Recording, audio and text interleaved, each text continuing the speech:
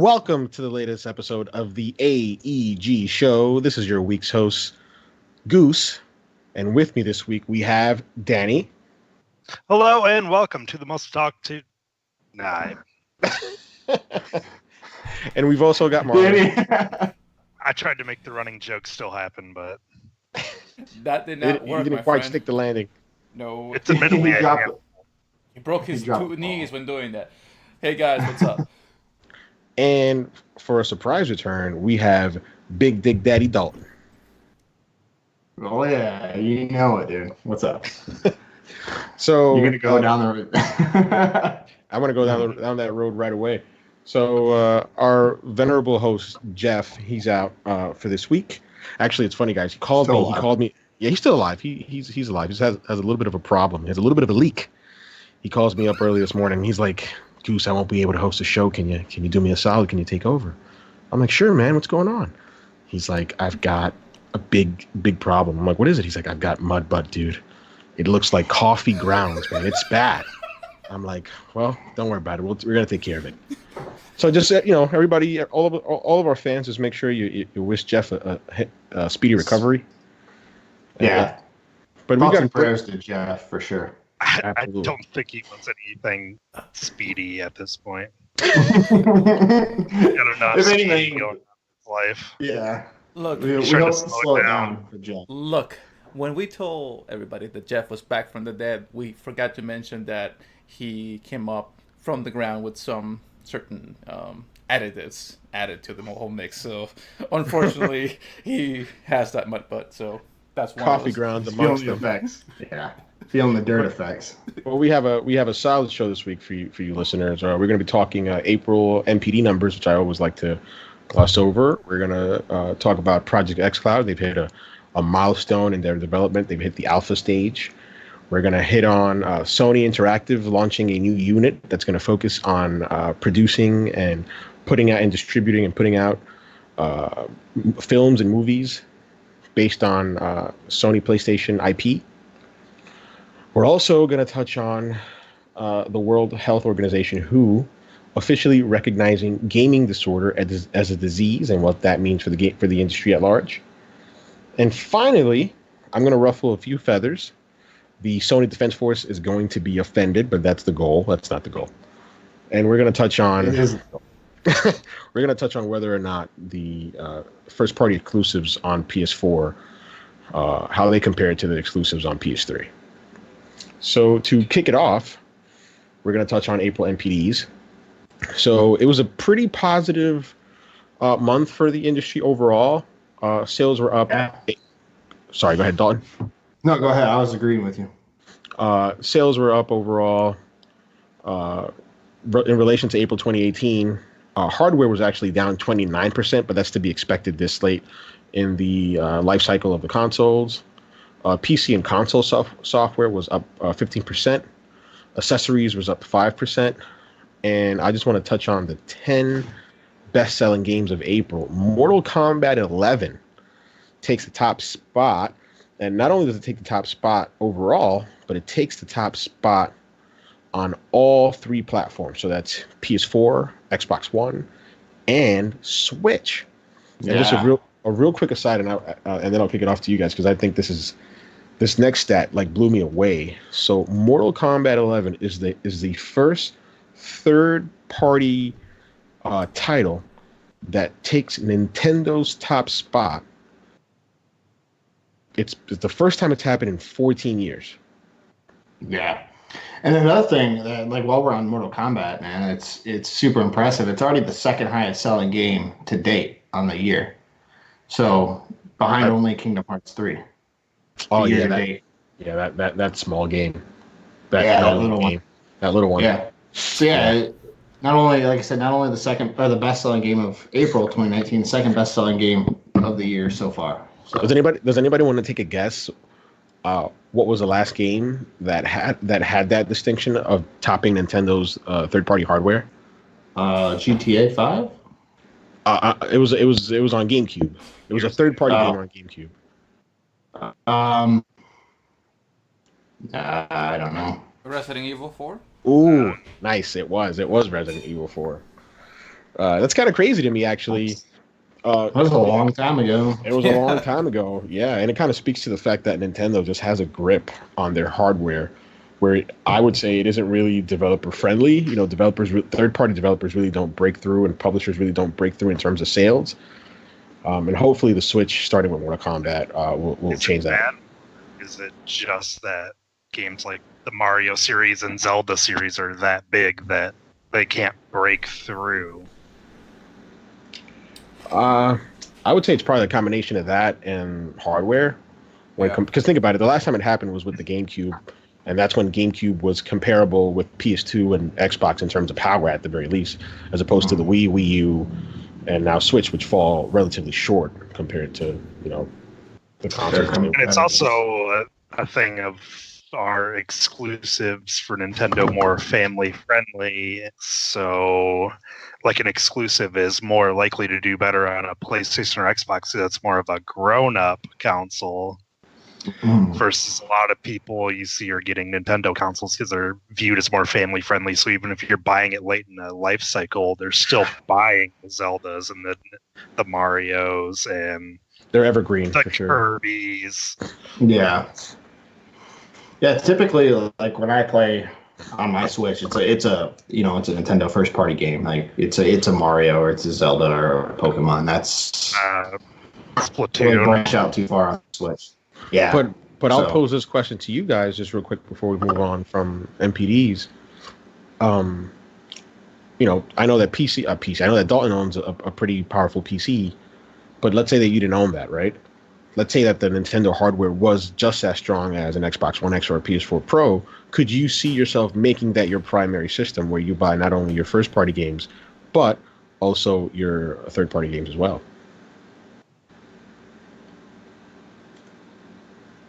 Hello? I thought we lost everybody. Not me personally. I've never really been a big Nintendo guy myself. I've always like, fuck. Hang on. His internet has gone down. For me, when it comes to Nintendo, it depends mostly on third-party hardware because I know that I'm going to buy the first-party stuff, the Marios, the Zeldas. That's the thing for me that everybody goes back to for Nintendo. It's the third-party support that I feel like that has been lacking for the past couple of years. So the fact that we're finally seeing a jump from Nintendo to say, hey, listen, we can't just keep living off the first-party stuff. We need decent third-party support. Otherwise, we're just going to keep sinking. So I see this as a turning point for Nintendo till that, hey, Mortal Kombat 11, a third-party game, has finally cracked our systems. We can finally, maybe we should put more resources onto getting more developers to work for us, and incentivize them. Hey, listen, our console may not be as powerful as the Xbox or as a PS4, but it can do things that the other consoles wouldn't be able to do it because it is a portable machine that you can take with you on the go. So certain titles could work and benefit on them.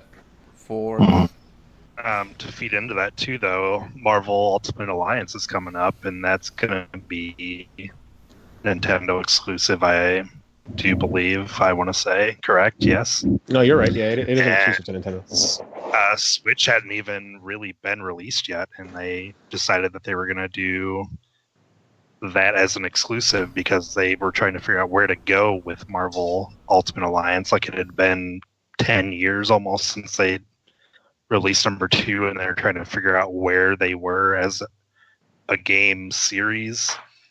And they said they got a hold of that software, and they're like, all right, this is it. Like, this is where we're going to go. We're going to make it a Nintendo exclusive. We're going to work with what you guys are putting out. Yeah. So I don't know if you want to call it an evolution or if people are trying harder to crack Nintendo's top tier, or if the Switch is just that much. You still got the portable aspect of the Switch, but it's still a home console. People are seeing it as more of a powerhouse portable. Yeah, Dan makes an excellent point. I'm really glad that you brought up Marvel Ultimate Alliance 3. I think that's a perfect partnership between Marvel and Nintendo, and I think that it's releasing in the middle of the summer, usually when there's a drought when it comes to game releases. I'm fully expecting that game to chart at the top of the NPDs, at least for Nintendo on the Nintendo side when it drops. Yeah, thanks for bringing up that up. I know I'm hyped for it. It looks sweet. It's funny that you were mentioned that Resident Evil 4 was the bestseller GameCube game, because I remember back around that era when Soul Calibur 3 was coming out, I think, where they had like different types of characters for each of the specific consoles. System, yeah. Yeah, so they had like, was it? Zelda was the Nintendo. Link, I think, was the Nintendo, right? Yeah, Link. Sorry. Link was Nintendo. Yoda was the PlayStation exclusive, I believe, or was that Darth Vader? It was Yoda. I don't remember if it was PlayStation or Xbox, but so it's.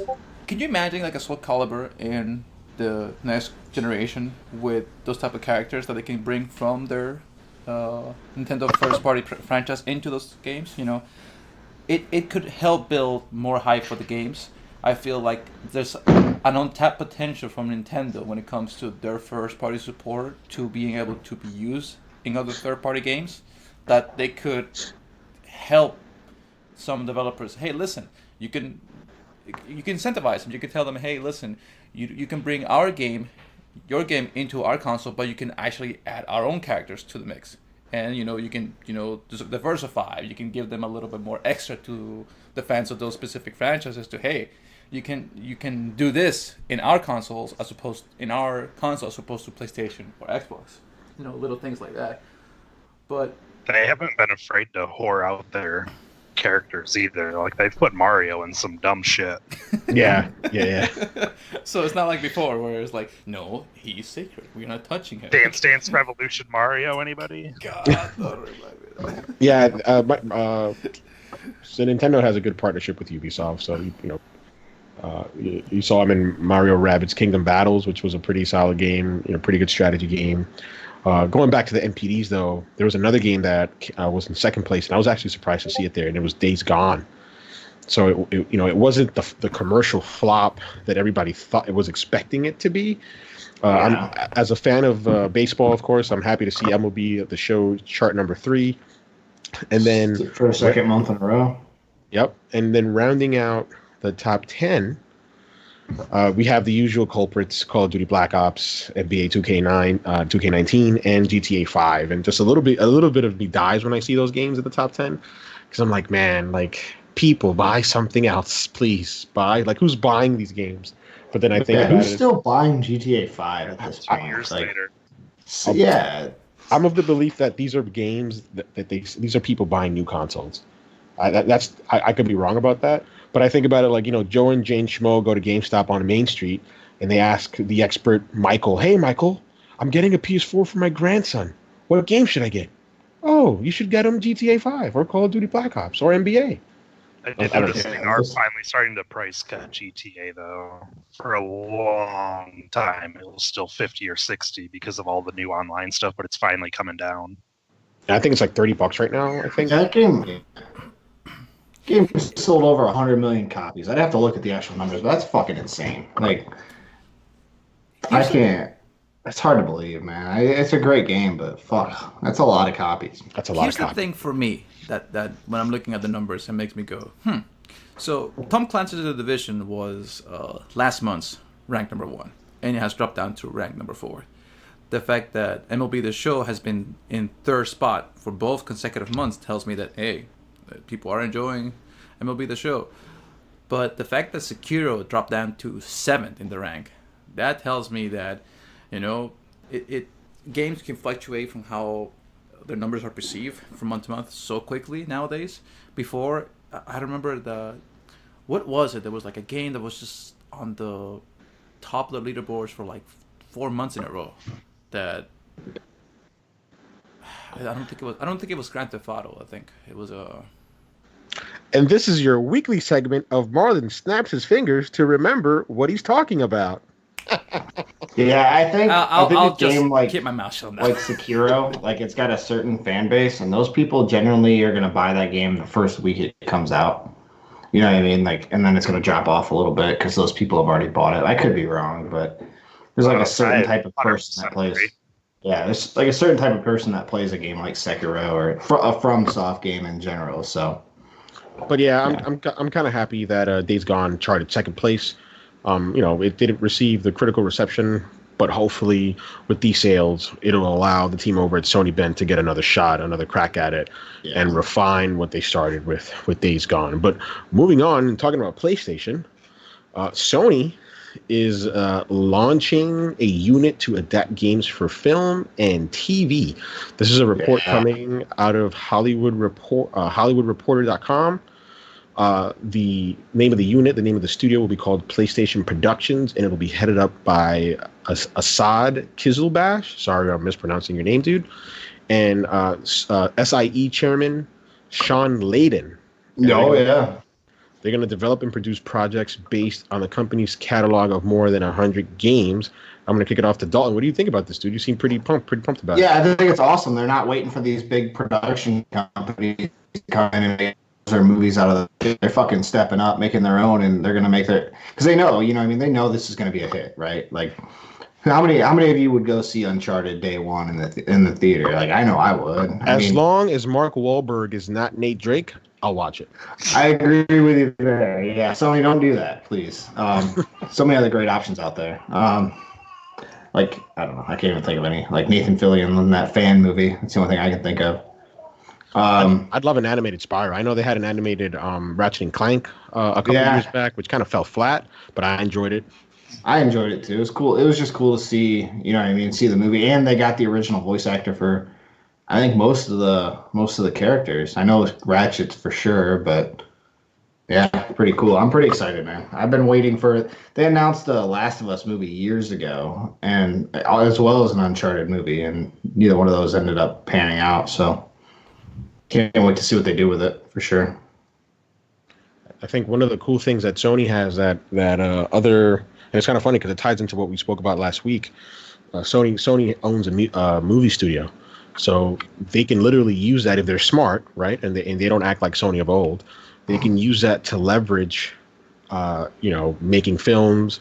They don't have to outsource that part of production to like a third party, like a Ubisoft or Activision would. Because I know Ubisoft had that Assassin's Creed movie that, it was fun to watch, but it kind of fell flat. And Activision Blizzard also had that Warcraft film. It just sucked. I'm sorry, that movie was horrible. The effects were cool, but that movie was horrible. And then the report goes on to say that like all of the production will be in-house. Like I'm actually glad that I mentioned that, because they're not going to outsource none of that. Wow, it says it right here. I'll just read real quick. While other video game studios, including Ubisoft and Activision Blizzard, have opened film and television arms to adapt their games for a different audience, PlayStation Productions differs both in its deep catalog of content and also in its approach to production. Sony Pictures, a sister company, will help with distribution, but production of projects will be handled by PlayStation Productions firsthand, not licensed out, as is the case with similar enterprises at other game companies. So they're going to have a more tight-knit grip on what goes into the films that they'll be producing. Yeah, so I think it's honestly a win-win for everybody, fans and Sony. I mean, we'll see, but they should really make a TV show out of that Walking Dead game. No, but I had a lot of opinion on this. I'm glad you brought up Assassin's Creed and Warcraft. Both not great reviews, both not that good at the box office.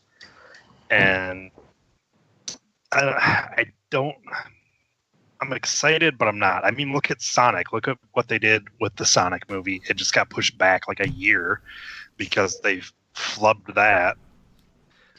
And the design of Sonic for sure. I would love to just talk to the person who designed that Sonic and asking, what were you thinking? But they weren't thinking, dude. I mean, I think that Jim Carrey as Dr. Robotnik is a spot on casting. Oh, so do I. It's Jim Carrey. Yeah, but I can't wait. I'm gonna see.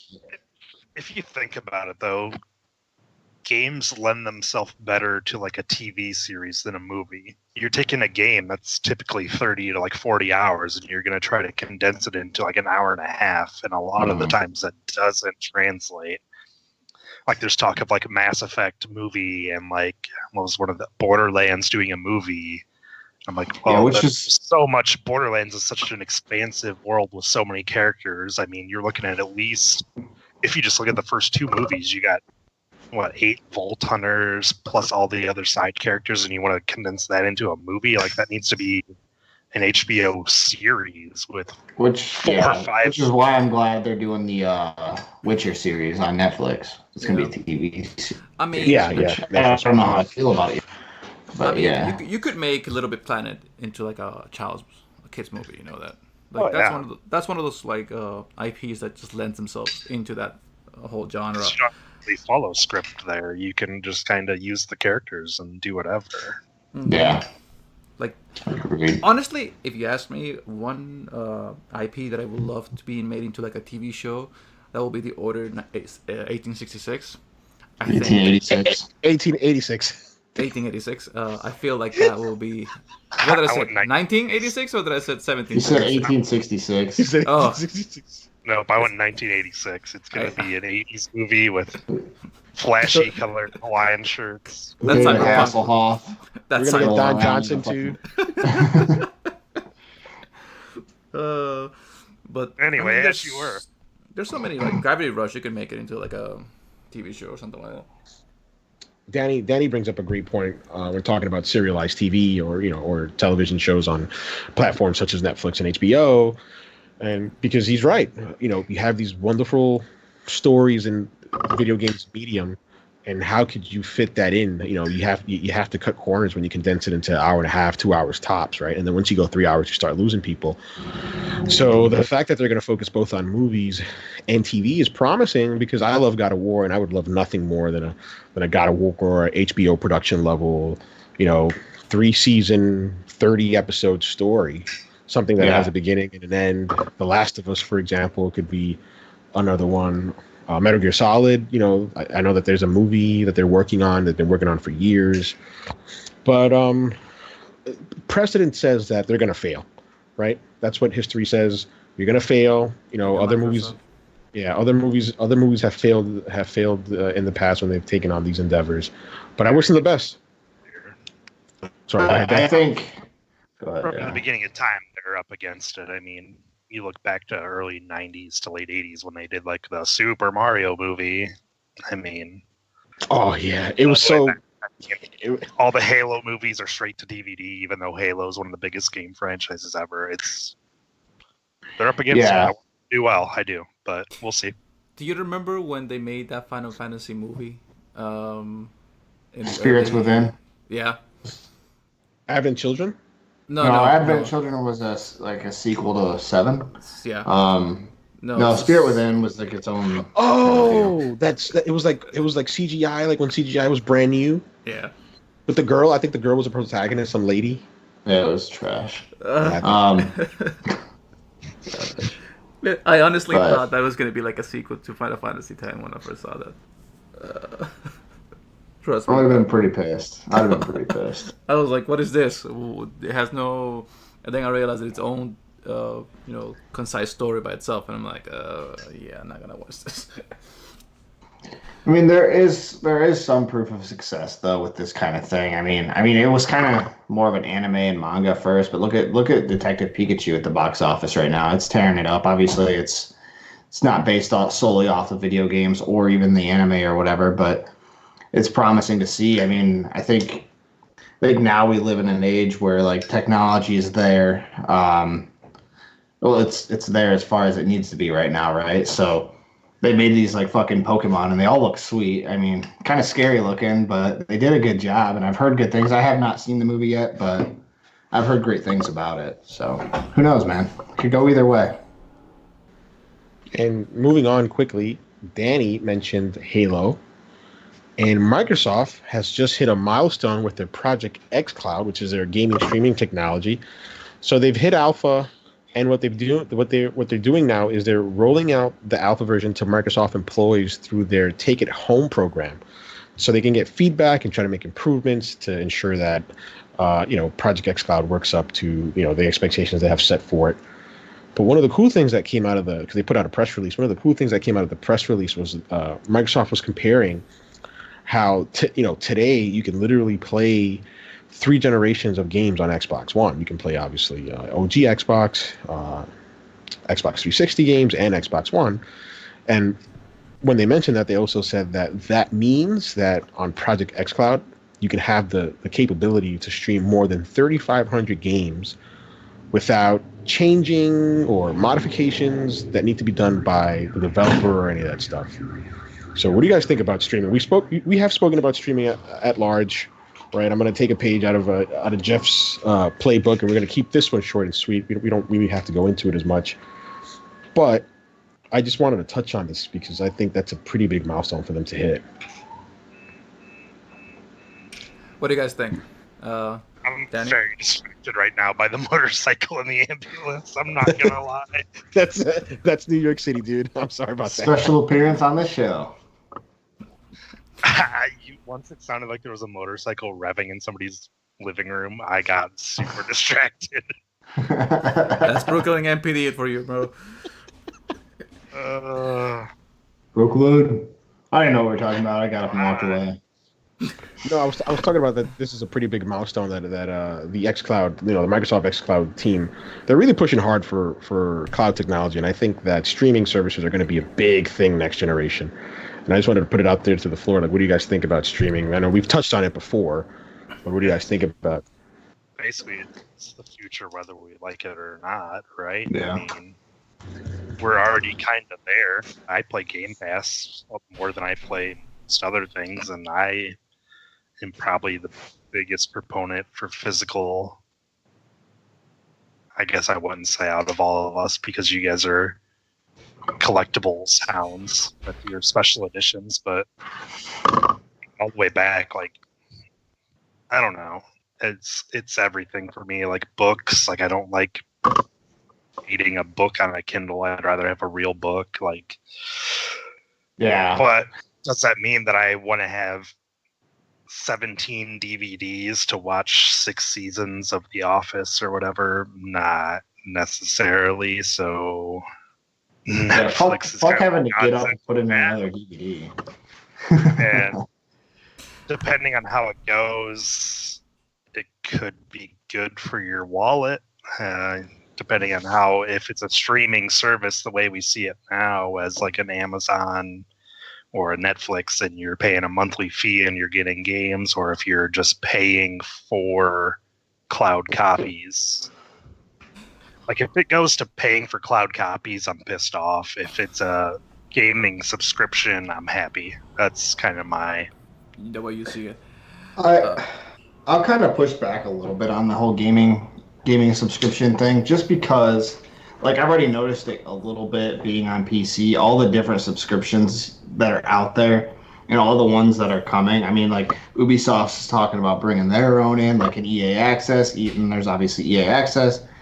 That's going to start adding up, right? Like, you've got Netflix, you've got Hulu, you've got Disney Plus coming, you've got Amazon Prime.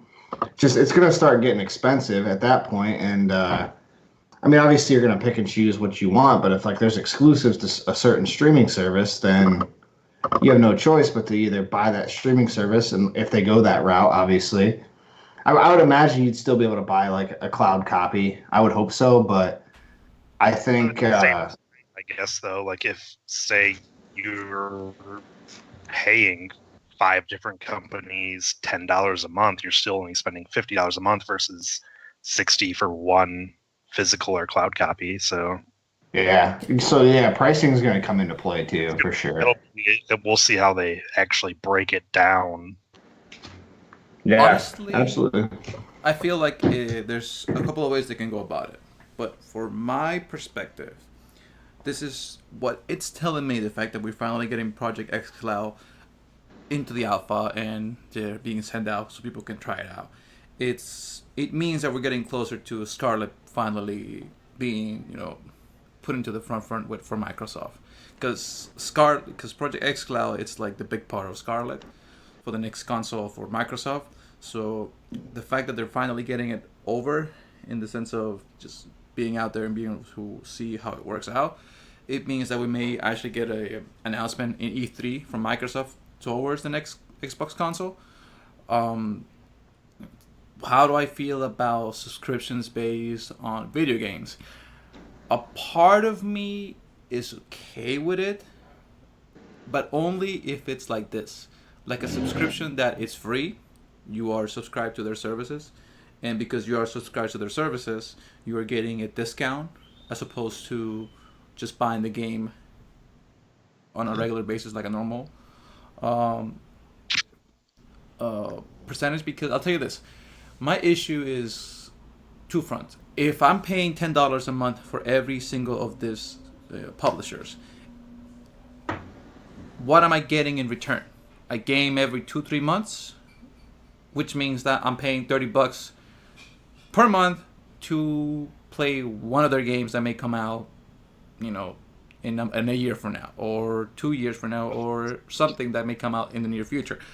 Am I getting incentives to play for to pay for their subscriptions? Am I getting free games every month? Am I getting discounts, heavily discounted games that I already own, like or free games that I already own, like If Microsoft there's a back does. catalog, do you feel better about it?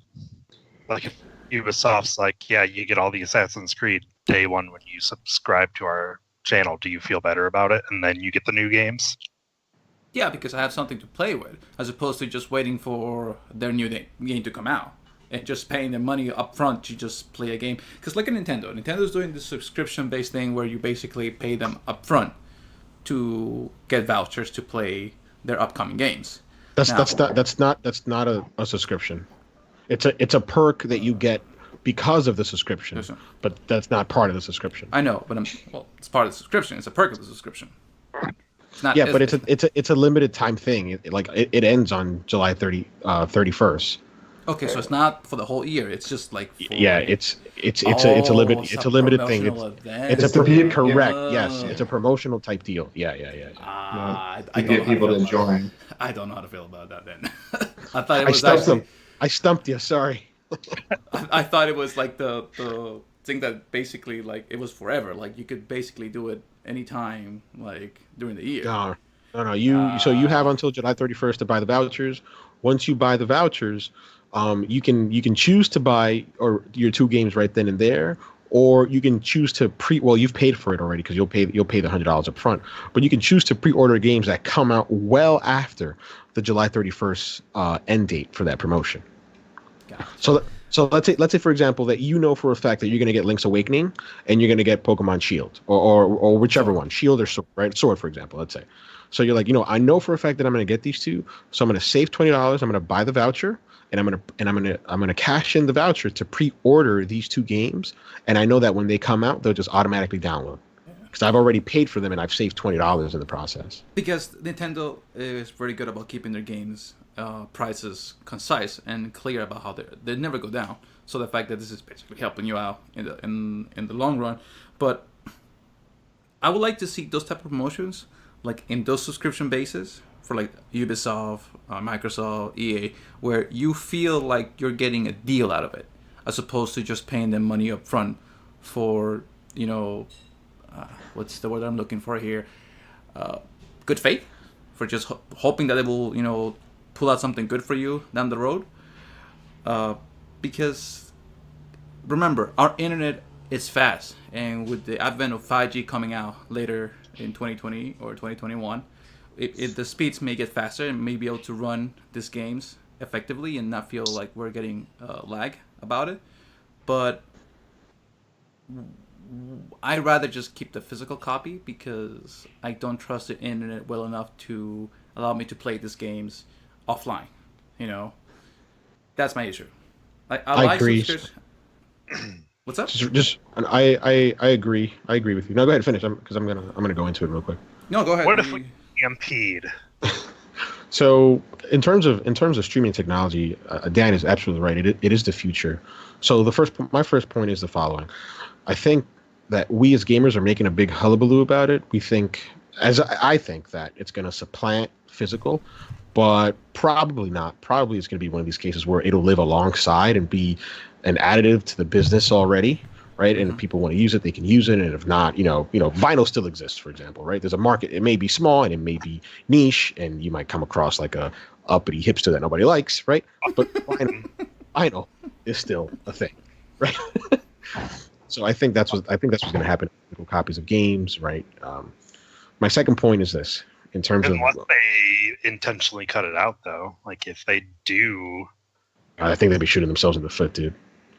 That's a big revenue.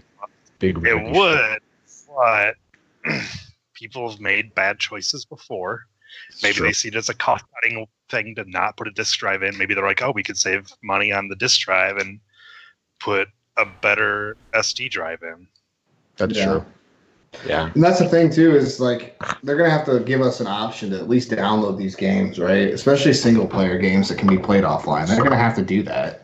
We can't just rely on a constant, steady internet connection all the fucking time. I mean, I think that'd be really shitty, but I don't know. We're all kind of old school here. We're all bitter old men at this point. He's right. He's right. I'm definitely a bitter old man. But all jokes aside, my second point is in terms of what Marlon was talking about as what he would like to see in his subscription model. I think it's going to be the Netflix model, dude. Like, think of Netflix when they came up, and Microsoft was working hard to make this a reality for them, where they've snatched up all these studios and they're trying to get them in a position to have a pipeline to constantly and consistently put out content to keep people within their Game Pass ecosystem, which Dan is actually using right now, correct? Yep, I got in on that 3-month deal or whatever for super cheap. Yeah, so he has like 3 months for 3 months. They did. He's got like a platter of games that he probably otherwise wouldn't have played if he didn't have Game Pass. Yeah. But it's great. So I will say that because I've played some indies that I wouldn't have spent the $10 on. Right, exactly. So I think it's going to be one of these things where Netflix used to have, right? They used to have The Office. They used to have Friends. They used to have Everybody Loves Raymond, right? They had all this content that didn't belong to them, and it was dangerous for them because their success was contingent on being able to pay enough money to keep that content on their platform. And they said, no, we can't do this. We can't depend on someone else because they're trying to beat us to the punch and they're trying to build their own platform and keep their stuff exclusive. Hey, Disney. So they doubled down and said, we're going to put out our own content that we own, House of Cards, Orange is the New Black, Stranger Things, right? All this content, and I think that's what Microsoft is trying to do, and they're trying to leverage that alongside the Project xCloud stuff. To interject on you again, because you keep bringing up stuff that makes me want to interject on you. No, you're good, bro. It's a conversational show. They're paying like $100 million to keep Friends, though. And if you think about it, the hardware is not really where game companies are making money. And if they're going to start putting what would be the software on a streaming device, do you think that would start cutting into profits for them the way Netflix is all of a sudden overpaying to keep those other like third-party titles on there? That's an excellent question. No, it'll be an issue for sure. I'm pretty sure the folks doing P&Ls over at Microsoft, they're the ones that are looking at that in terms of the business. Like, how is this business going to work? Because we're going to shoot ourselves in the foot by not counting on selling hardware and being where the gamer is, right? We're not focused on selling something that they're going to put under the entertainment center. We want to focus and make sure that they can subscribe to on TV, on PC, on mobile, right? So we want to be where they have to be. So. Friends is a garbage ass show. Hey, how you doing? I like Friends. I just want that on an episode. The fact that I said that, I want it to be on the record. So, hate me if you want to. Ross is a big chump, I can tell you. Yeah. Never liked Did not deserve Jennifer Aniston. Oh, hell no. But anyway, moving on from garbage ass Friends. Yeah.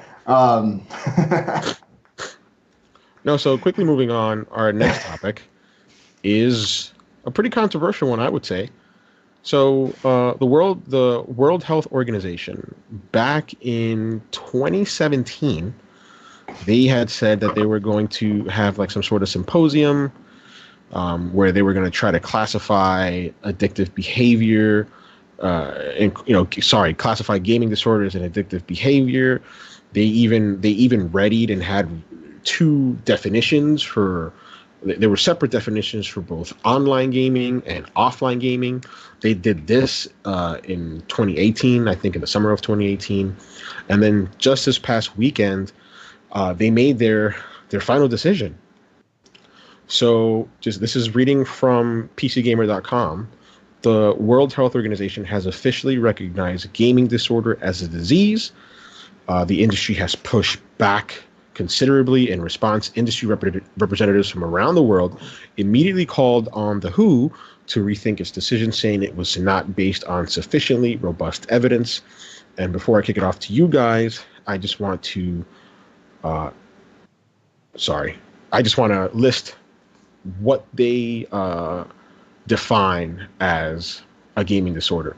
So in both cases, just to be clear, for both online and offline gaming, the proposed disorder manifests itself in three ways according to their wording: impaired control over gaming, increased priority given to gaming to the extent that gaming takes precedence over other life interests and daily activities, and lastly, the continuation or escalation of gaming despite the occurrence of negative consequences. The behavior pattern is of sufficient severity to result in significant impairment in personal, family, social, educational, occupational, or other important areas of functioning. Yeah, I don't know, man. I think this is something that's not necessarily just gaming. It's just like anyone with an addictive personality, period. I mean, we've seen this, how fucking long has gambling addiction been around? I know it's not just addiction we're talking about here, obviously, with those 3 bullet points, but this can happen with anything. I'm surprised they're just now talking about it in 2019, I guess, but I don't know. Maybe I'm looking at this the wrong way, but to me, I think obvious. I think it's kind of like a duh moment. You know what I mean? Like maybe I don't know. Maybe I'm wrong, but I think you're spot on. It's addiction, whatever it is. It's addiction. The fact that this didn't come up like 10 years ago with World of Warcraft is, yeah. If you think about the people that were I think it just got big after England made a big deal out of kids failing tests because of Fortnite, and I think that's what gave it like the PR that it needed to be diagnosed, I guess you would say. But yeah, it's addiction, regardless of what it is, whether it's food or gambling or video games or cigarettes or drinking. It's addiction. Yeah, absolutely. I mean, parents, be better parents.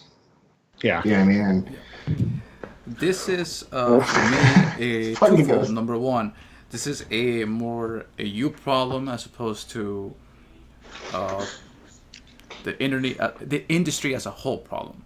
So I could see this in 2 ways. Number one, they could say that, since this is being classified as a disease, illness, it's being classified as an addiction, then the gaming industries could say, well, see, it's not our problem, it's their problem. See, our practices have nothing to do with this, so we are exempt from it. You could make the argument for that. The companies could say, well, it's not gambling because of microtransactions, it's not an addiction because of just overall experience that the game has. You could make the argument for those things, and you can also make the argument that no, this is a destructive, intrusive hobby that makes people change the way they look at things and they change their behavior patterns.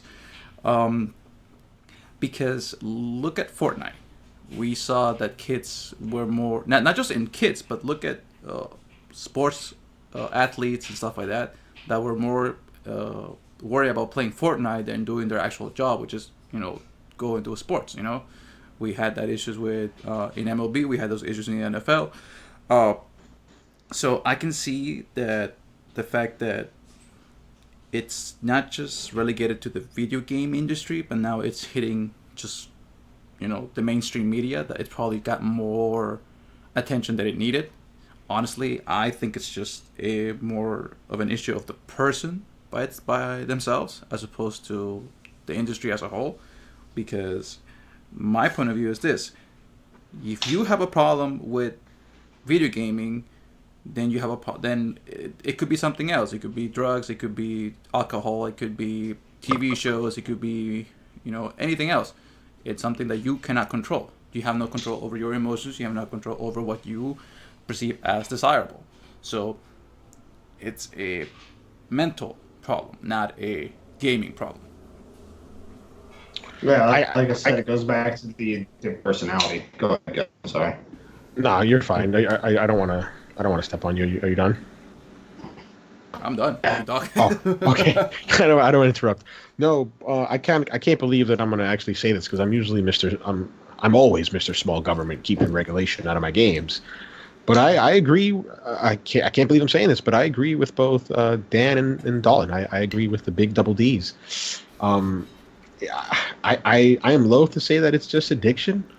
I think, when I was young, man, I used to game for hours, right? But I never felt that, I don't ever see it as it was detrimental to school, although it probably was, because it was time that I could have used to study.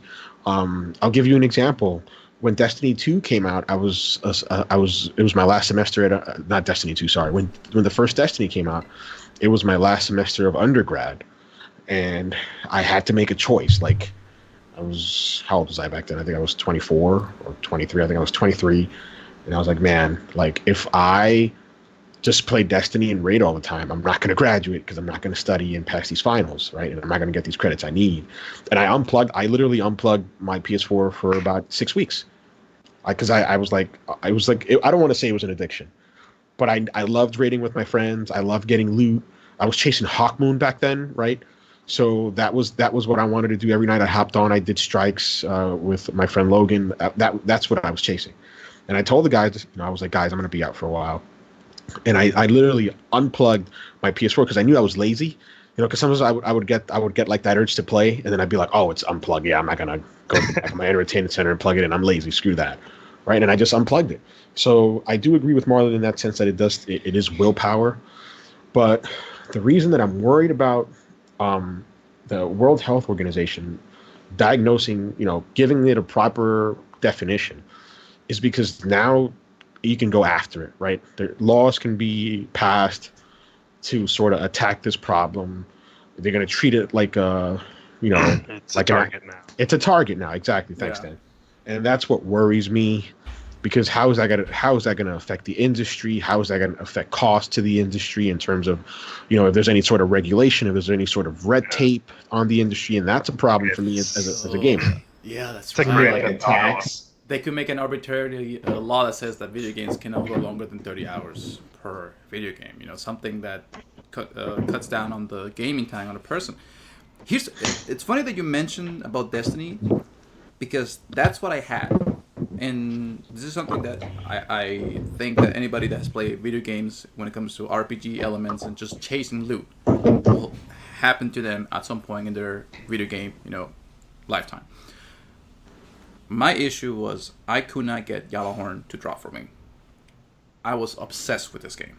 I was playing it, I want to say 5 to 7 hours a day, every single day, while doing my undergrad with photography. So anyone who has done photography knows that you need to do a lot of hours in the lab, and you need to do a lot of hours going out there in the field and just shooting your subjects and trying to get the best material that you can get. I wasn't doing that. I was out there just playing. He was shooting aliens in Destiny. Exactly. I was not shooting my models. I was shooting dregs and Fallen. So, and this happened for like 7 months because I could not get this stupid gun to drop for me. And it was the most single thing that just my mind was focused on for like those 7 months. And my games and my grades suffer for it. Do I feel that I had an addiction? Yes, most likely I did. Do I feel like I could have stopped at any time? Yes, but I chose not to. It is a power of will. It is a power of you as a person realizing what is your priorities, and are you gonna stop playing this game and just deal with your life as you're supposed to, or are you gonna just let this thing control you? It is a mental issue. Because you could make the laws for saying that you can't play this game at this hours. You could make the laws for saying that this game has to be a certain amount of time that you can play with, but people are gonna do it regardless. You know, we have laws that state, oh, you can't do this, you can't do that, but yet people do it, and it's always gonna be a problem. So the fact that you're gonna put more red tape to it. He said you almost said raid tokens. Well, you can add raid tokens too. You can do that. That's what I both said it, dude. We're both like, that's what we heard. That tells you something about how much that game was for me, bro. God, might be a good title. I don't know. It might drive people away though too. Yeah. But yeah. Sorry, folks. We do not have a translator yet. We have not started making enough money to afford one yet, but eventually we will get one. But yeah, I don't know. The devil's advocate. No. Go ahead, Dan. As somebody with like battling mental health issues with like depression and anxiety, it's not like I understand addiction's not something you can control per se. So like we can make light of it and we can joke and we can laugh because that's what we do. Right. We're video gamers. I know people are going to struggle with it, and there are people that are going to be truly addicted. And I don't know if it's something that I don't know what a fixture is. It's not like the worst thing you could be addicted to. There are definitely worse things you could be addicted to, but at the end of the day, yeah, it's if you're sitting on a couch all day, that's not good for your health either. I mean, he's right. How long has Nintendo been putting things on their systems of, hey, you've been playing, should you go out for a little bit? Yeah. Which we all hit no. Let's be honest, every time that came up for any of us, we're like, no, I want to keep playing, damn it. Yeah, fuck you, Nintendo. Don't tell me how to live my life. Yeah.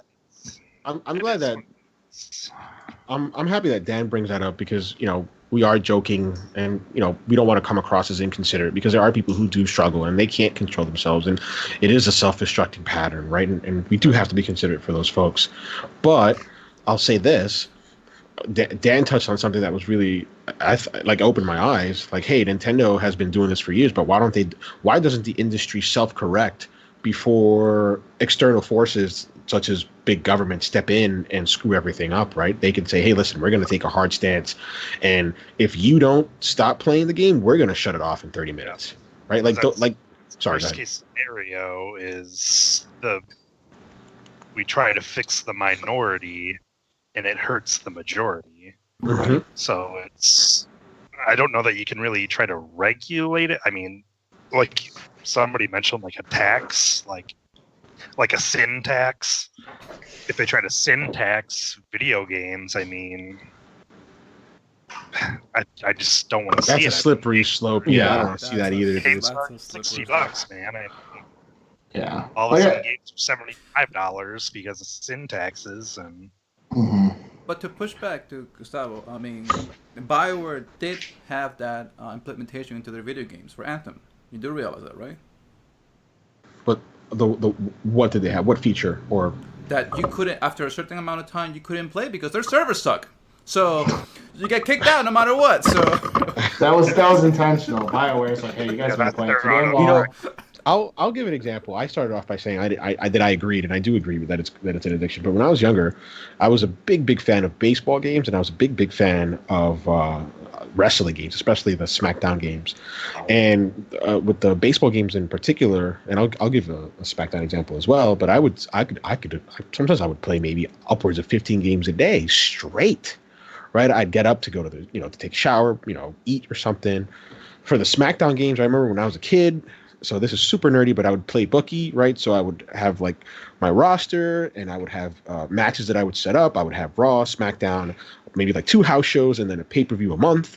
And I would like just write that down religiously. I had like this little notebook full of just matches, like dream matches that I wanted to see, and I would use created characters and all that stuff. And looking back on it, it wasn't healthy. Like, a 9-year-old, 8-year-old kid just spending his whole summer just writing down, fantasy matches and. Back when the storylines were good in the SmackDown games too, because I haven't liked a story mode so long in a SmackDown game, but back then I would play like 10 hours straight on those story modes because they were that good. Yeah, dude. Yeah, and that's why, like, I started it off by saying that I think it's obviously an addiction. It's a mental disorder. Obviously, I don't think anyone's making light of that situation here. And I think we all agree. I think I'm more shocked that they're they're like separating this from every other addiction or gambling issue or whatever it may be. They're like kind of singling it out at this point, when I think, like I said, it goes back to the obvious. Like, yeah, of course people are going to have an issue with this. Of course, what I mean, someone might be a little. I've had times where I've been a little obsessive myself. So I guess I don't get the shock. You know what I mean? The shock value, I guess, just doesn't make sense to me. But I completely agree with Danny when he said, especially because he said, he struggles with that shit sometimes. So it's not something I'm surprised about. In it too. We've all been in it for like 20 years now. We've all been into a game where we get hooked and and it can kind of take over your life sometimes. I mean, kind of throwing back to like when I first got this laptop and shit, like I won't lie to you guys, I was pretty obsessed with all of this stuff, like the podcasting stuff, the channel stuff, all that shit. I kind of got in deep with this, and I would be at home all day, and like I wouldn't say a fucking word to like my family and shit. And it was just for like a few weeks, but it takes over sometimes, and it's not specific to gaming. It's just specific to anything in life, Yeah. Like that just picks up your interest. And the thing about this is that we're talking about just games as a service. We're talking about RPGs, we're talking about consoles and video games. We haven't even touched the MMO scene when it comes to this type of games. Yeah, we kind of did with Destiny a little bit, but I mean, Destiny's not a traditional MMO, but it still has those qualities. Like, look at WoW. Like, if the World Health Organization didn't do anything when those Asian guys died for overplaying it and didn't do literally nothing for it, Are you gonna need a shovel? No, just it happened. Like they were playing 35 hours, 40 hours without eating or drinking or anything like that, and they just basically died of a heart attack. And the World Health Organization didn't do anything back then. Oh yeah, I know. Yeah, and those gaming cafes that they have. Mm-hmm. Yeah, I'm actually. Sorry, go ahead. Don't. Oh, go ahead. I was just gonna say, look at all these kids, like these pro gamers that die all the time because of all the fucking. What's it, Adderall? They're on it all the time. Their fucking hearts basically stop. Adderall and so much caffeine. Yeah. Yeah. People are popping 5-hour energies and stuff, and they don't work out, so their bodies aren't. They like their heart explodes, dude. Yeah. Like, I'm happy that Dalton mentioned that it isn't just these type of games, because he just brought me back to, and I'm kind of not upset about it, but as soon as he said, "Hey, it's not just these games," I thought of it's something that just happened recently. It happened last year, and stupid bike. The stupid bike happened last year. I tried to mute it and I couldn't mute it in time. But I played Dead Space 2 about a year back, and I got pretty into it, especially when it came to getting the last trophy for the platinum. And I died about 2 to 3 times on my way to the platinum. And I never closed my door. I never closed my bedroom door because of my dogs, right? I always leave it ajar. And as soon as Dalton said, "Hey, dude, it's not just these games, it's these other, it can be single player games too." And I was like, "Oh my God, I did the same thing." Because I remember I locked myself in my room, I closed the door, and I said, "I'm not leaving until I finish this game and get this platinum." And thankfully, I got it on like my 4th try. But if I didn't get it, another experience too was with Titanfall 2, where there was another one. Marlon knows about this one, and probably Dalton too. I needed to do something else for another stupid trophy, and I took the day off. It was October 31st, 2016. I'll never forget. I woke up early. I took a shower, ready to go to work, and I was like, you know what? Let me just try this trial run. And I got really close, and I'm like, oh my God, I've never been this close before. And I called, like, oh, calling out of work. I'm spending all day on this shit. And yeah, like it's kind of sad to say that now that I think about it. Trophy and achievement hunting, I know it falls into the gaming category, but that's a whole another thing, dude. That's that's a whole nother version of obsessive and a whole nother version of addiction, man. Like I know how that goes, so I feel Yes, you you do. Yeah, but we both do. Mr. yeah, Platt. just adds another layer to it, man. Oh fuck yeah! I don't want to get into that. I opened that door. I'm sorry, dude. I just thought about it when you said, hey, it's not just these games. I thought about it. It's just It's like just- the whole yeah, it's ecosystem everything. about it. That's the thing. Like As a whole, and look where we're at in a society too. Look at all the shit we have. You know what I mean? Look at all the different forms of entertainment or whatever it may be, man. We have all kinds of shit that we're all addicted to, man. we're addicted to our phones nowadays. Okay, do yourself a favor. Go to YouTube. Look up 1975 New York video. It is a 25-minute video of people just walking around on New York City. Everybody's looking forward and just enjoying and looking at the scenery. Do the same video in 2015. Everybody with their phones, looking at their phones connected to the thing, and that's insane. I don't want to get into that tangent of people get off your fucking phones, but I'm just saying we have so much shit. It's more of an issue now, I think, because of all the stuff we do have, and obviously it spreads quicker because of the internet. But Yeah. it's just we've got way more distractions in our lives these days. So Yeah. So having said that, now we're gonna. If I can end this on a light note, Yeah, go ahead. because we got weird. First off, if you do struggle, go get help. It's not embarrassing. It's No. cool. Millions of people struggle with things. But then on a light note, the people that did the hold your Wii for a Wii when people Oh, God. couldn't find Somebody- people couldn't find Wii's in the store, so the radio company had literally just don't urinate for as long as possible and you could win a Wii, and people died Yeah. from not peeing. God. I thought you said you were going to end it on a light note. That is not a light note. That is the Oh. most darkest thing you can actually end it on. Like, what the not to hell? mention the weight of the piss. That's fucking heavy. Hold your Wii for a Wii in itself is funny. That is funny. Dude, like, love can you it. imagine The somebody fact like that that? people were that intense about it, they're like, I need this Wii. Oh my God. One of the saddest stories. I won't be ending it on a light note because this one is actually sad. There was a lady out in the UK. There was a lady out in the UK, a young mother. I think she was like 25 or 26, a very young mom, single mother. She participated in Hold Your Wii for a Wii, and she passed away. Right, and I remember reading that. I never forget that. I'm not really glad that Dan brought it up, but I do remember that. And I remember just feeling so sad about that. I'm like, man, I would have if GoFundMe was a thing, I would have like, yo, let's start a GoFundMe. Let's get your kid a Wii. Don't do that to yourself. But as a parent, I'm not a parent, but I would imagine that a parent would do anything to make sure that their kid gets what they want. I mean, credit to those people though. I would fucking cave, man. Oh yeah, dude.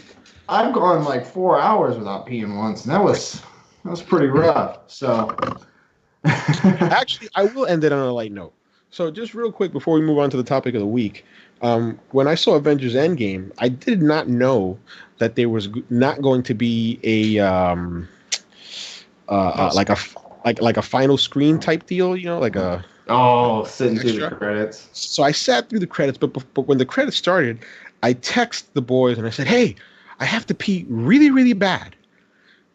Do I have to wait for these end scene credits?" I got crickets. I got crickets from everybody. And then I spoke to one of my guys, Justin. He's like, "Yeah, we just made you wait because we knew you had to pee." I was But pretty disappointed, but yeah, I sat through them too. Oh yeah, talking about that. But anyway, This happened to me when I went to watch John Wick 3. So during the middle of the movie, I really needed to go to the bathroom, and I'm thinking to myself, okay, the movie is about to end. They're already in the desert.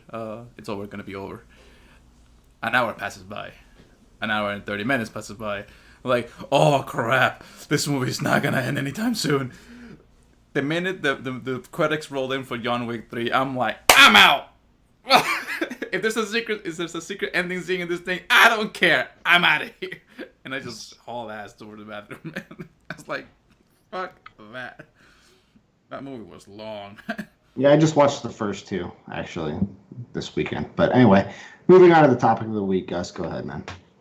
so this one is a heady one.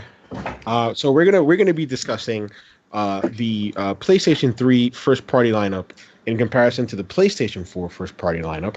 And I promise I don't want to troll anybody. I know the Sony Defense Force is going to attack me vehemently, relentlessly. Perception and opinion, folks. So I'm of the belief, and I've told this to the fellas before, but I'm of the belief that Sony's first-party lineup for the PS4, for all its accolades and all the good press that it's gotten, isn't as strong in terms of quantity. Because I think the quality is there, but in terms of quantity, it isn't as strong as last generation. And I don't want this to devolve into a list war. But last generation, Sony invested heavily in first-party IP. I mean, we can talk about the Uncharted, we can talk about the Infamouses, we can talk about the Resistance, we can talk about The Last of Us 2. But then, I'm glad that you mentioned that, because that's also what I want to get into. But there were also smaller titles that they also invested in that we really don't see from Sony this generation. We had things like Folklore, Puppeteer, Risk of Rain, Gravity Rush. We had that stupid, I shouldn't say stupid, but that Africa game. Like, what developer in their right mind would spend a couple years and give a team a couple, $20, $30, $40 million to make a camera game where you take pictures of animals in an African safari? I mean, who does that? Sony does that. Yeah. So I just wanted to bring it up to the guys. Like, do you agree with me that Sony's first party output is lacking in comparison to PS3? Because the Sony fanboys will tell you best first party lineup ever, or out there right now, or it can compare with Nintendo's. Microsoft sucks. And although I will agree that in comparison to Microsoft, yes, absolutely, it's the leader. In comparison to its past self, it falls flat. I agree. I was waiting for that pregnant pause. Yeah, I agree. We obviously talked a little bit about it in our AEG Discord, but especially in terms of numbers, man. Like you said, you don't want this to devolve into a list war, but I was looking at a list on Giant Bomb actually earlier today of the PS3 exclusives, and oh my god, man, there were a ton of them, and they're all pretty much quality. I didn't get to play all of them, obviously. I'd be insane, but I mean, you had and look at the number. You had 3 Uncharted games. You had 2 Gran Turismos, certain franchises went further, I guess you could say. I mean, obviously you've had 2 Uncharteds, I guess, if you look at it from that perspective with the Lost Legacy, even though it was kind of like a standalone DLC kind of thing. But yeah, it's just, I feel like you said, the quality's there, because we had games like Spider-Man, God of War, obviously. But yeah, I agree with you. I think the quantity was there last generation, for sure. But obviously the sales for the PS3 weren't as high as the PS4. No, they weren't. No, they weren't. My point of view when it comes to looking at the list of PlayStation 3 games versus looking at the list of PlayStation 4 games is that we have gotten about the same type of quality, probably about a little bit better because just the graphics nature of things, in the PlayStation 4 era. But the only reason why, for us, that's quality, the only reason why that is a big thing for PS4, for Sony this generation, is because PlayStation 3 let the foundation for most of these franchises. In PlayStation 3, we got Uncharted, we got Killzone, we got Infamous, we got The Last of Us, we got Resistance. But we also have a lot of, I wouldn't say innovative titles. I think it was more about just gimmicky titles like iPads, SingStar. A lot of this Rockstar, and just a lot of games that were more for like a fun party family type of games that we're not getting in this generation. I feel like that's one of the things that's been lacking for Sony in the PlayStation 4 era. They have been letting third-party publishers deal with that front, as opposed to just tackling that head-on and just providing good quality family content for the families, for video games and stuff like that. I think we don't get mascot IPs anymore. We don't. No, we don't. We keep getting just this mature rated M or rated T games that are just basically, for the most part, first-person shooters or RPGs. We don't get those cool platforms like Sticks and Ratchet and Clank and Gex like we used to get in PlayStation 1 era and PlayStation 2. So it's lacking in that sense. Quality is still there, but I feel like they're just... I think you mentioned it, Gustavo, but they're just letting the PlayStation, the third-party publishers just carry them for the past couple of years and not give anything substantial from their front. I think for me, my biggest disappointment, because again, I don't, I can start listing out games that PS3 had that Sony didn't invest in PS4, but for me, my biggest disappointment has to be their online games. People talk about the Horizons and the Spider-Mans and the God of Wars and the Last of Us, right? That's coming, and the Uncharted Lost Legacy, and those are awesome, highly produced single player narrative games, right? With a sole focus on just delivering a great story and a great gameplay experience. But one of the things that I think Sony has dropped the ball completely is with their online offerings. When you think of PS3, there was Warhawk, which, back in the day was pretty revolutionary because it originally came out as a full-blown game on the network. And back then, you weren't getting those type of games on either PlayStation Network or Xbox Live. So in a way, they were a pioneer in saying, hey, we're going to put a full-fledged retail game out on the store. And you can buy it. You can buy it. And actually, they sold a promise to me back then because it was an online only game. It was $40 for the online version, and then it was $60 for the retail version that brought a Jabra headset. So I'm like, this is perfect because you have the option. If you want to pay a little more, you can get the physical copy alongside with a little goodie and a headset. Or if you don't want that, you can just get the digital version and it'll be $40, right? So you save $20 there. They invested heavily with MAG. I don't know if anyone of you guys remember that. It was called Massive Action Game. Yeah. It was a 256 player online game. It was 128 players versus 128. Right, that was something that we had never seen before, at least on console. Most of their single player games also had online portions to it. So the Killzone games, the Resistance games, the Uncharted games later on with 2 and 3 had online and co-op. I'm thinking of other games that they really pushed forward. Little Big Planet, they had that whole mantra of play, create, share. They had Little Big Planet, and then they had, oh my God, that kart racer. I forgot what it was. Mod Nation Racers. That's what it was called. Yeah, Mod Nation Racers. Mod Nation Racers. They dropped the ball. They had MotorStorm too. MotorStorm, yes. Evolution. That's right. Yeah. They had PlayStation. They had their own take on Smash Brothers, which was PlayStation All Stars. Which for me, they had those NBA games too. Yeah, they did have exclusive NBA games. You're right. I forgot about that. So, yeah, I think it was only 2 or 3 of them, but. So yeah, sorry. Go ahead, Don. No, go ahead, man. Go ahead. I insist. No, I was just gonna say I think the numbers were there last generation. They aren't showing here. I mean, even Marlon kind of mentioned like better quality with graphics, but you have to remember. When Uncharted 2 came out, everyone was like, holy shit, like these graphics are insane. Like, so it's just a different time, obviously. So I wouldn't even go that far as to say that. You can make the argument that it was because of their infrastructure and the way the architecture work when it comes to their, chip. You can make the argument for that because if you look at Rise, which was one of the first party titles from Sony when Xbox. It comes to PlayStation, not Rise. It was Xbox. Rise? No. Rise Son of Rome was an Xbox exclusive. No, the other one. From Crytek. No, I'm thinking about Rain or something like that.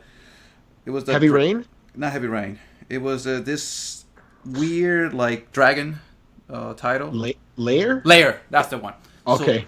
So, if you look at the game, how Lair came out when it first dropped out for the PS3, and you look at The Last of Us, like the graphical like jump, it's insane.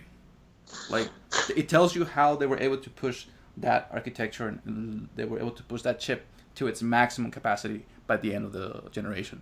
And it's been more of the same with the PlayStation 4. It's been just slight gradual increases of graphical.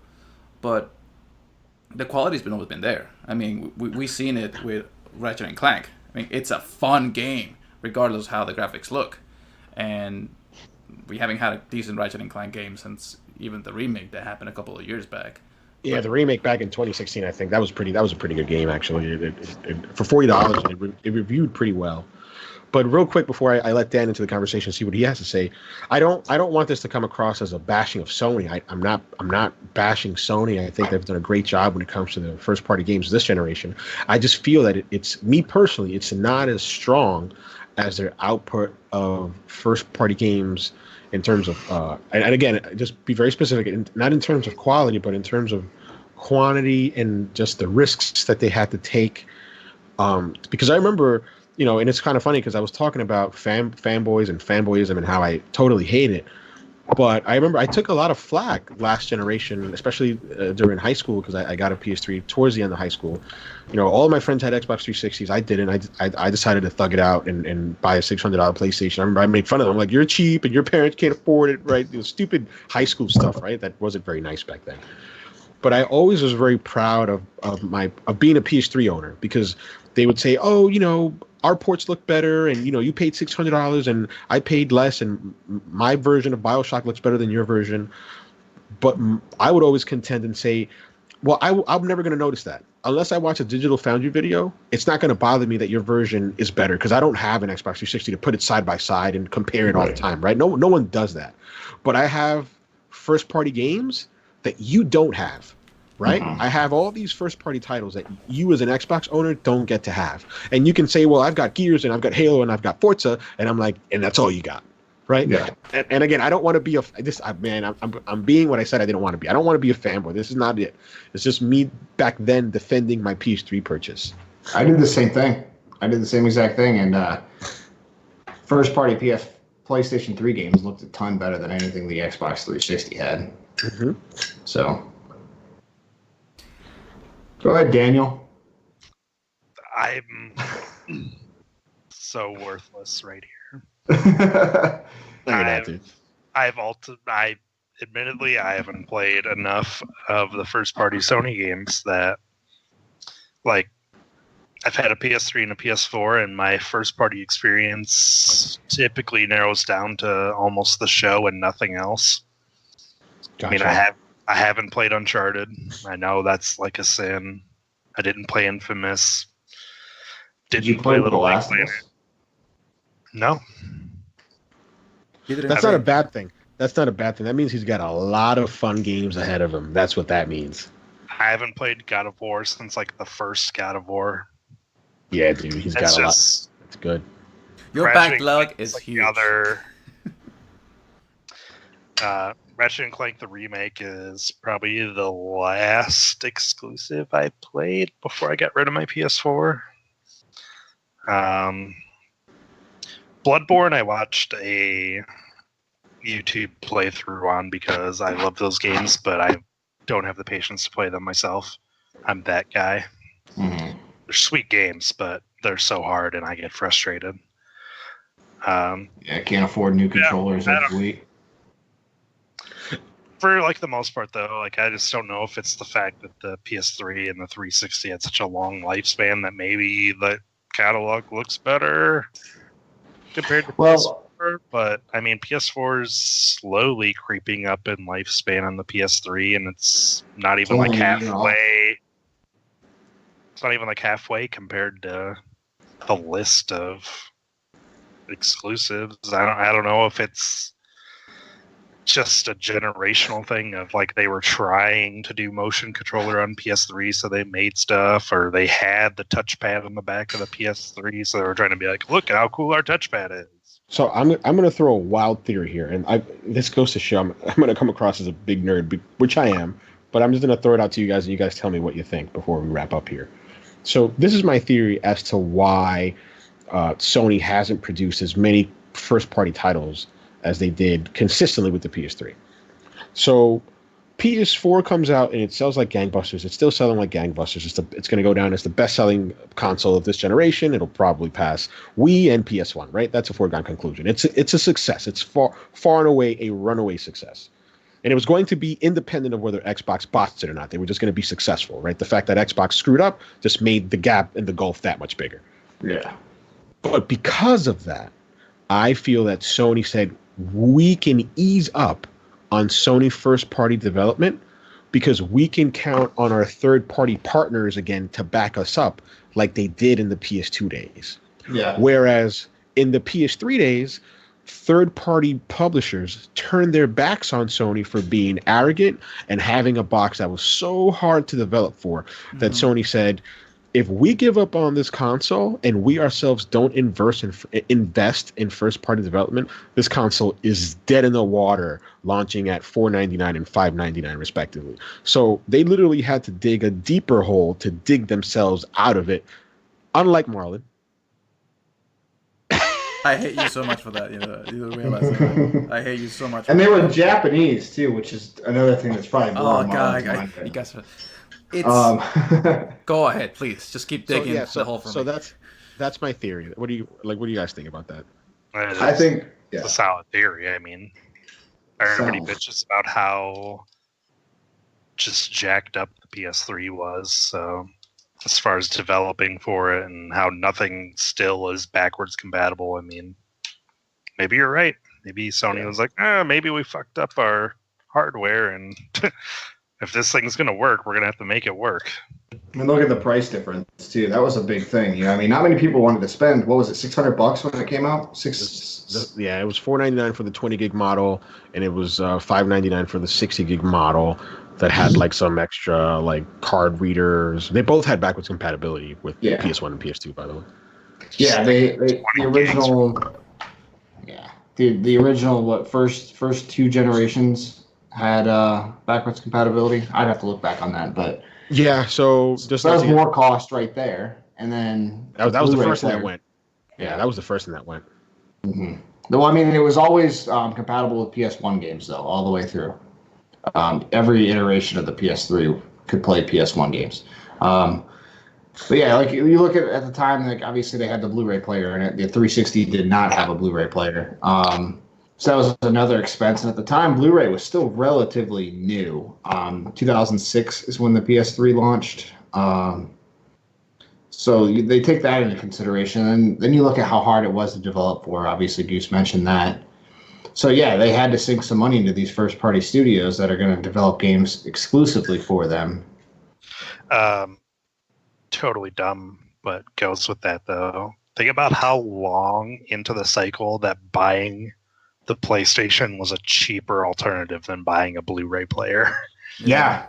For the longest time, like grandparents were buying a PS3 because it was like $100 to $200 cheaper than just buying a goddamn Blu-ray player. Which made no sense. And it was one of the better So sorry, this is me being nerdy again. I was really into Sony last generation in terms of information and stuff like that, and it was actually a better bang for your buck because it was an always online console. They could update the Blu-ray player through firmware updates, and they had something. So when the first Blu-ray players launched, it lacked this feature called BD Live, but the Sony PlayStation 3 was one of the first Blu-ray players to get that update. And I remember like the audiophile people on forums, they went crazy. They were like, "Oh, we have to buy PS3. This is it. This is the best Blu-ray player on the market in terms of audio and things like that, and the things that you could connect to it through an audio output or whatever." Yeah, and people went nuts for that. And the PS3 had HDMI output right from the beginning, didn't it? Yes, unlike the Xbox 360, correct, which was component only. Yep. It's one thing that you mentioned something, Gustavo, about how that PlayStation, Sony as a whole had to basically double down on their first party support, and that basically they could not rely on third party, because look at what happened after the PS3 era was coming to an end. Big studios closed down. Guerrilla Cambridge closed down and just basically formed into Guerrilla Games. Contrail closed down. Evolution Studios closed down. Incognito Entertainment closed down. Studio Liverpool closed down. Dylan Job, make another Warhawk. So all of this were studios that Sony owned and were developed for first-party games for them. They basically closed down between 2007, 2008, 2009, 2012, 2016, which was, I believe... Many of them were actually wholly owned by Sony. Some of them, like for example, like Incognito, was like second-party type deal. But they own them, and they basically says, "Hey, we don't have to worry about this anymore. This is just we can just worry about having third-party developers come to us and give us and help us out. We don't have to keep all the studios anymore. So basically, that cut down on the workforce that Sony had. So that probably had something to do with how the games nowadays are just so far and few between, you know. And this was happening back in 2013, 2014. If you look at the list of the games that Sony put out, you can start seeing slowly how it just starts going from like 20 games a year to 15. And 12. then you see, and then alongside that, you see the rise of third-party exclusive partnerships with people like Destiny. I was gonna bring that up. Yo. Yeah. So, like, if you look at 2009, like that year was insane. The amount of games that Sony put out. 2008, 2009, 2010. Those 3 years were so many good games that Sony put out that outclass anything that 2014, 2015, and 2016 has come out. You know, and it's sad in a sense because it shows that how the industry has shifted over the years, and it shows how many people have lost their jobs and basically have to move from other studios. But in the other sense, we also get the fact that we also have gotten new studios that have come out of this. You know, the people that basically work for these companies now move on to other better projects, and we have gotten, like, just look at the past years. Bungie used to be with Microsoft. No, they're no longer with Microsoft. Bungie used to be with Activision. They're no longer with Activision. Visceral die. A slow and painful death with EA, but I'll miss them. EA has a touch of death, dude. Vince Zampella, watch yourself, dude. Like, everything you touch dies. Horrible, sadistic death. Bye bye, BioWare. Oh no. But you can't say that, then we won't have a show, dude. BioWare closes their last studio. It becomes now EAWare, something like that. You know? But no, it's just it's sad. But then I realized, you know, it is just the nature of the beast. It's just the nature of how video game development goes off, and it's just... We should have seen it coming with Call of Duty this generation. I mean, look at Call of Duty. Like, the big thing, I mean, where was the big thing to play Call of Duty last generation? Xbox 360. Yeah. And look at all the exclusive that Sony got right off the rip with Call of Duty. When they first started putting those games on this new console, right? It's just, they had so much exclusive content. They were like pulling all these players away. You know what I mean? That's obviously not a first-party game. I mean, you can just see where they invested their time and their money to pull these people away. And we should have seen it coming then. I admit I didn't see that. I didn't see, you know, the first party title is going to be dropping off at that time. I didn't see it, but me neither. We should have. I'm right there with Dalton. I didn't see that. I'm glad that he brought that up. I'm glad that he brought up the simple fact of, hey, they did have the money to invest, and they chose to invest it with this partner instead of investing it in their own first party studio. And I'm not saying that they haven't. I mean, if we want to look at the flip side, they have made heavy investments in first party PlayStation VR games, right? Not to go into that tangent, but that, you know, they have made investments, but just not in the type of AAA first party game that I was looking for, especially when connected to online. So yeah, that's basically what I wanted to bring up in terms of Sony first party lacking in comparison, not to, you know, any of its competitors, but to its own self last generation. And we can all look forward to Call of Duty Modern Warfare. Don't even joke. I swear to God, I hate that stupid name. It's so redundant. I'm sorry. I think it's awesome. It's stupid. Call of Duty 4 Modern Warfare. Call of Duty 4 Modern Warfare. He's being sarcastic, dude. It's Dalton. I'm genuinely excited. I love the Modern Warfare series. I not pre-ordered it. I ordered it. So this is stupid. It was $20 on Best Buy plus a 20 GCU. So the Call of Duty Modern Warfare, the Call of Duty 4 Modern Warfare remaster, which I already own digitally, by the way. I wanted a physical copy and I just ordered it. Oh Modern God, Warfare I'm is gonna the first troll game people. that I waited in line at midnight for. Dude, I'm gonna troll my younger brother. Fun He's gonna fact. ask me, "Can you buy me Call of Duty That's a Modern good one Warfare?" to say that for. Yeah. Call of Duty's game. But with that, folks. Oh, sorry, Marlon. Go ahead. With I was that, about to folks, cut you off and wrap it Gustavo up. likes to cut off people because he's an insensitive jerk. Okay, go ahead, bro. We gotta cut off Marlon before he goes all racist and shit. Yes. Go ahead, Marlon. Oh yeah, me. I'm the racist. I'm the foreign guy is the racist, huh? Okay, fine. Let's leave it like that. Okay, you sacks of shit. Our listeners can vouch for this, Marlon. He constantly attacks the Japanese. It's a concerted effort. It's true.